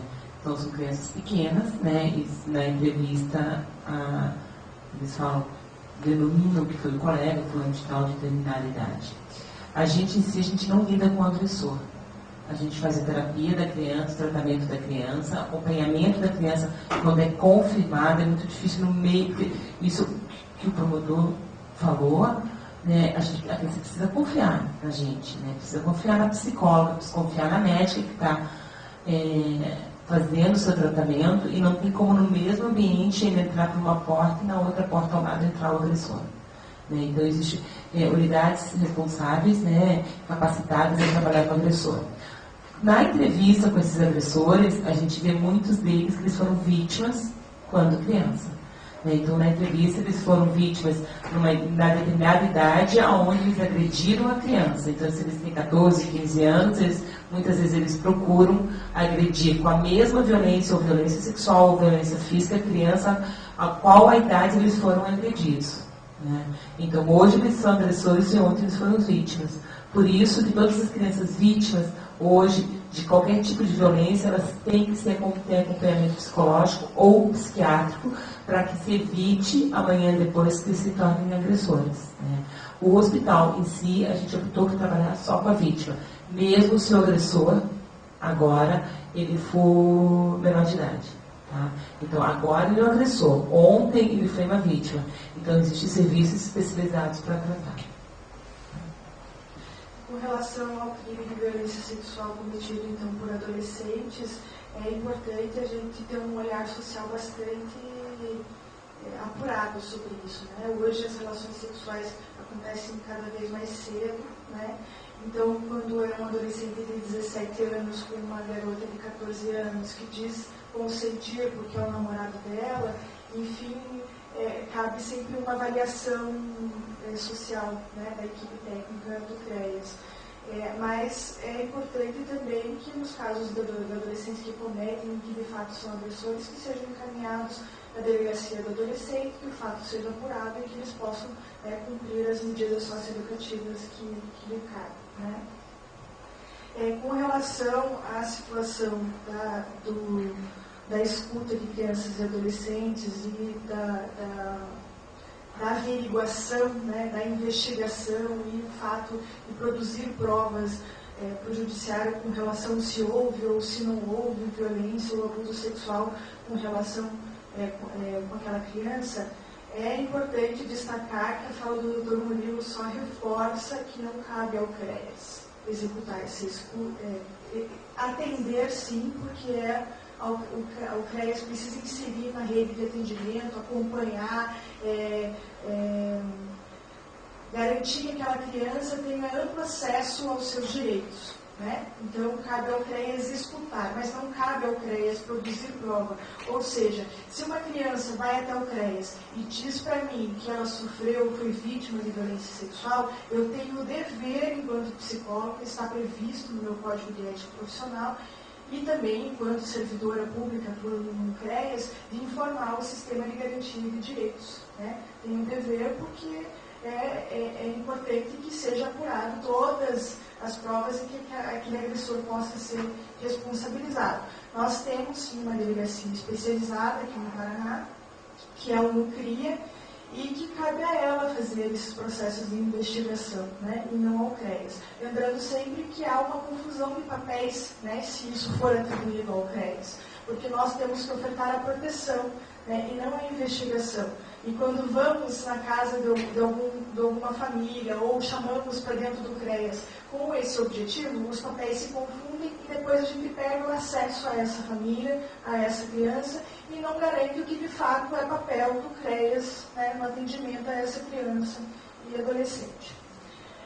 A Suelen de Medianeira fez, então, duas perguntas relacionadas a isso. Primeiro, quando o Ministério Público encaminha a solicitação ao CREAS para a realização do estudo psicossocial a fim de averiguar a situação de abuso, como proceder, enfim, não cabe ao CREAS averiguar se houve ou não situação do abuso, mas sim cabe ao CREAS ofertar os serviços da assistência social e incluir a criança na rede de atendimento, por mais que trate-se apenas de suspeita, né, ofertar todos os atendimentos necessários de forma integrada com toda a rede e produzir um relatório informativo apenas para o Ministério Público das ações que adotou, né, não produzindo prova nenhuma. Né.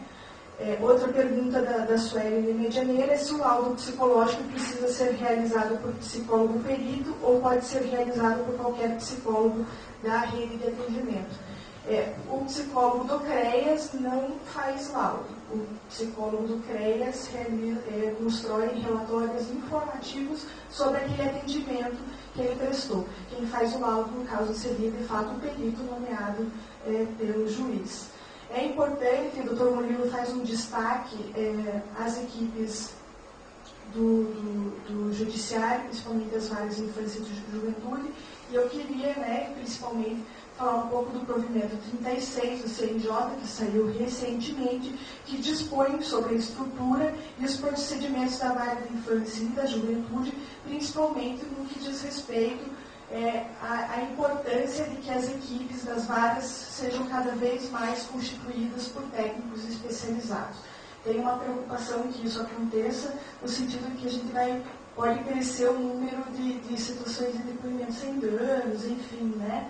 Mas eu acho também importante porque é necessário que o trabalho do judiciário seja, de fato, diferenciado mesmo do CREAS o quanto antes, porque isso está muito misturado e a gente vem na prática, no cotidiano, né, lá na ponta, sofrendo bastante com isso.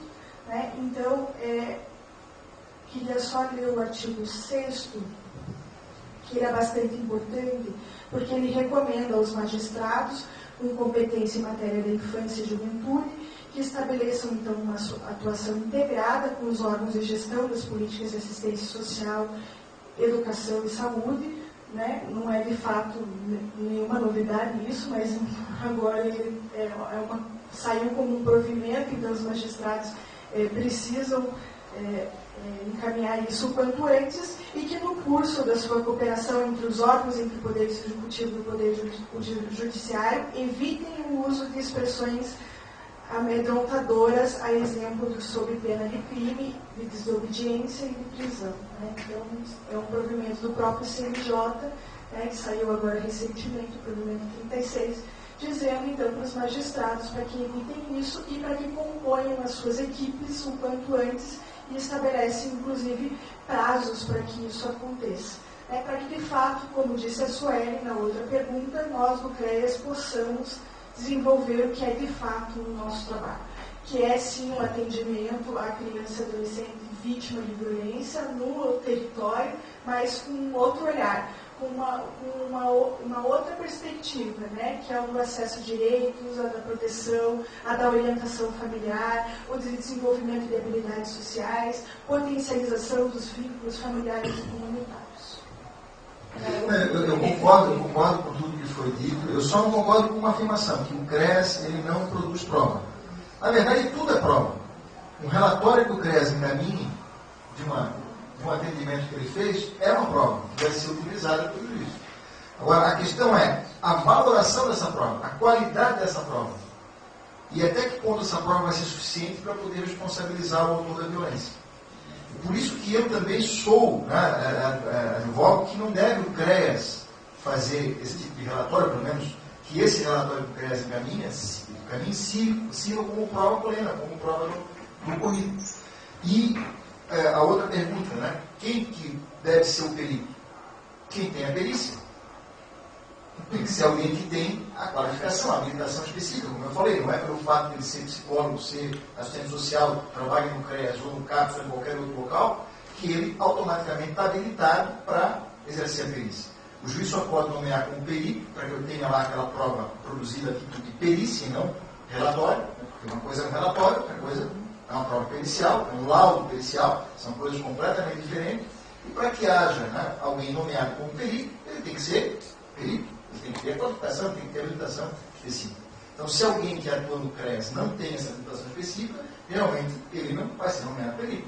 Ele, né, se não tiver, agora, eu falei, alguém dentro da rede, e aí eu só também discordo da questão do NUCRIA, em Curitiba e em Foz do Iguaçu, que são os dois únicos municípios que nós temos no NUCRIA, aí eu entendo que sim, né, deveria ser o NUCRIA, que deveria se articular com o Pequeno Príncipe, deveria se articular melhor com a rede, para que pudesse dar um atendimento adequado, inclusive, né, que a própria rede, interagindo com o NUCRIA, pudesse constatar eventual falta de estrutura do NUCRIA para realizar o trabalho que é delegado a ele.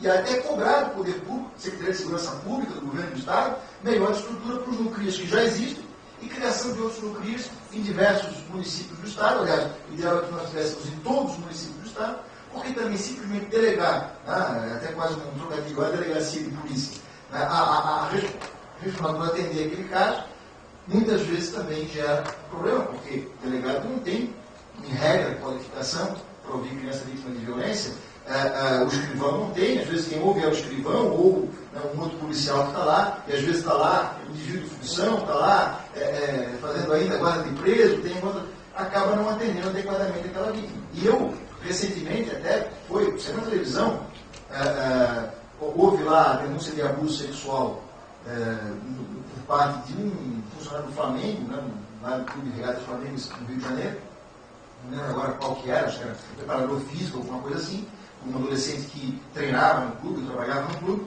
e aí, esse adolescente, depois de todo aquele estardalhaço, né, na imprensa e tal, ele foi para a delegacia, uma delegacia, acho até que uma delegacia comum, e aí, questão de meia hora depois, saiu o adolescente e daqui a pouco vem o delegado da entrevista e diz: o adolescente não confirmou a violência que ele sofreu.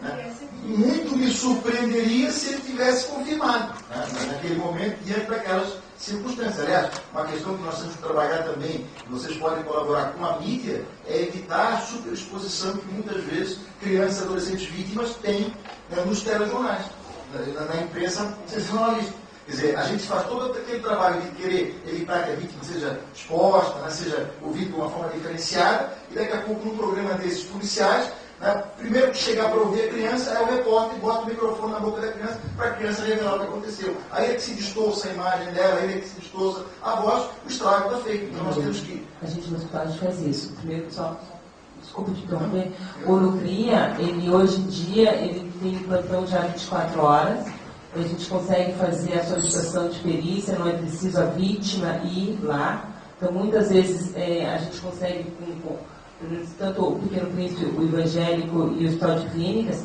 a solicitação da perícia, a vítima não precisa ir mais no CRIA e envia para a gente por fax. Então eu posso solicitar, a mãe muitas vezes eles não vão na delegacia, a gente não precisa mais encaminhar, você tem que ir na delegacia fazer isso.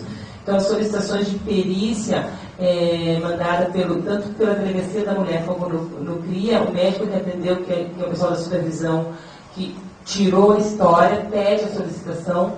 Depois, o responsável pela criança, não precisa ser a criança, tem 24 horas para passar na delegacia, né, para fazer, a criança e o adolescente não precisam ir, e aí vai seguir as normativas legais. Isso a gente conseguiu faz uns 2 anos, né, então ajuda bastante, a criança não precisa se expor. E na questão da entrevista, que você fala para a gente não contaminar, é bem interessante, por isso que a gente primeiro tenta entrevistar quem trouxe e a vítima depois, porque muitas vezes a mãe está brigada com o pai, que a criança passou no final de semana e olha para a criança e fala, então fale assim que seu pai te fez, né? Então a gente tenta entrevistar o responsável que trouxe e com a criança a entrevista me conta o que aconteceu com o adolescente. Não, mas não sei, eu quero saber que você me conta o que aconteceu. Tá? Então a gente preenche entrevista com o responsável, preenche um papel entrevista assim. A gente não fala, mas o que ele fez? Ele fez isso, ele fez aquilo, para você não induzir.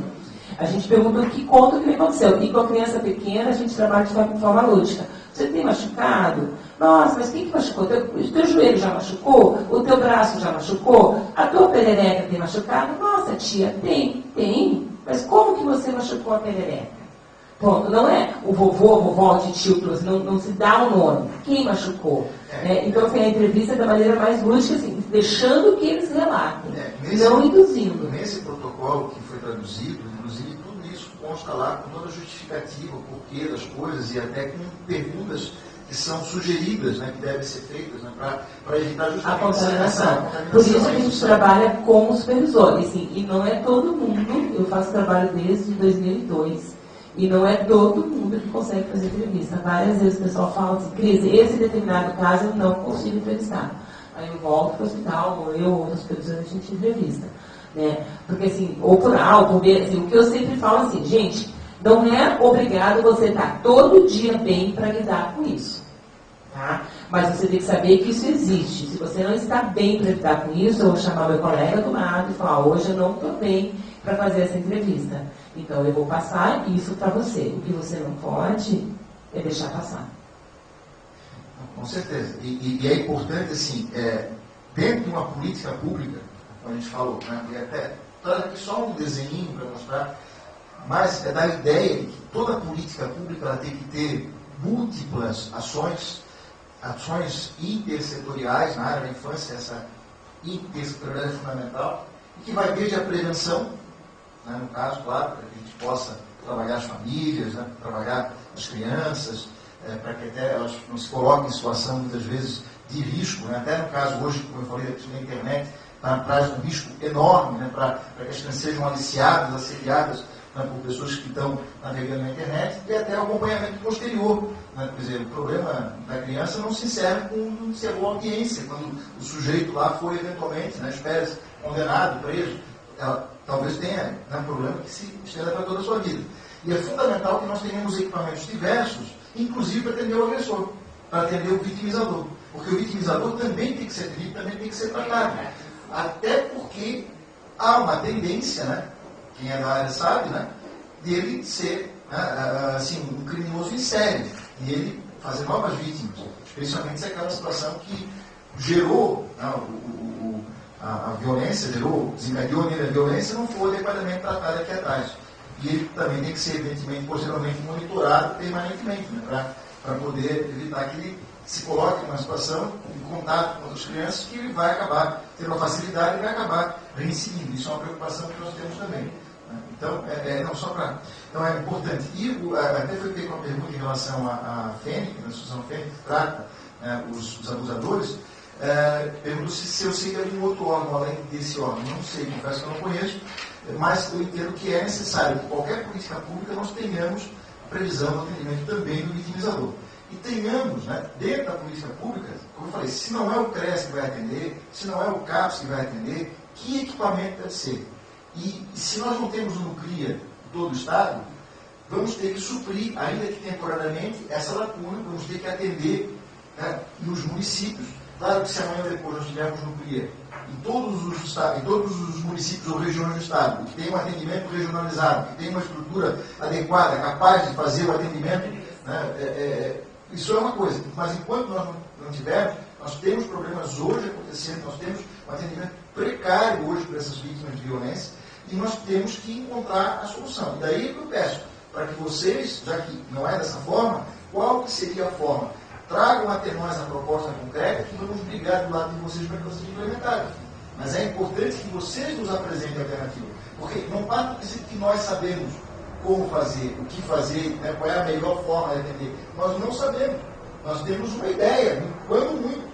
Né, ou, na maioria dos casos, nós achamos, como, né, muitos acham, que porque o sujeito tem um título, automaticamente ele está habilitado, e aí se requer, ou se exige, ou se, sobre as penas da lei, que ele faça, né, um relatório, achando que aquele relatório é igual ao laudo pericial, e acaba utilizando aquele relatório feito precariamente como prova plena do que aconteceu, que pode, né, gerar problema, até porque aí o juiz não vai confiar naquilo e vai querer ouvir a vítima porque não confiou no relatório que foi feito.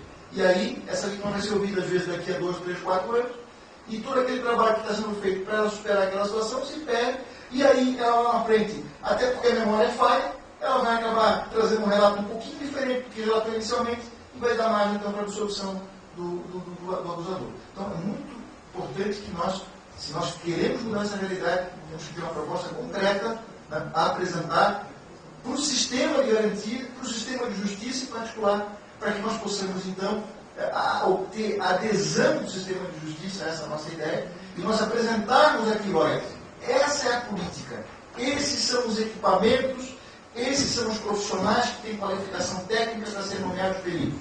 Vamos desenvolver tal fluxo de atendimento. Quando surgir a demanda, quando surgir a denúncia, vai ser encaminhado para tal equipamento, para tal profissional, vai ser feita a escuta qualificada dessa forma, da forma como, né, como se recomenda, né, pelos técnicos, e isso vai ter validade como prova em juízo. Ok? Ok? Todos combinados? Essa é a política que vamos colocar em prática. É assim que tem que ser. Claro que nós vamos demorar até chegar no ponto ideal, mas é um caminho que nós temos que brigar, porque hoje, como eu falei, a situação que nós vivemos hoje, ela é vergonhosa, especialmente em relação à responsabilização. Que, claro, não é a preocupação primeira da maioria, proteger a vítima. Mas se nós não protegermos a vítima, não responsabilizamos adequadamente, vamos estar deixando de proteger a vítima também adequadamente e vamos estar expondo outras crianças e adolescentes àquele vitimizador. Nós teremos no dia 25, também às 19 horas, há lugar para o sagrado na psicologia. Né? Então, eu agradeço e passo para as palavras finais. Obrigada pelo convite. Só lembrar lá que a gente não pode desviar o olhar, tem que olhar diferente e fazer parte do nosso diagnóstico da violência.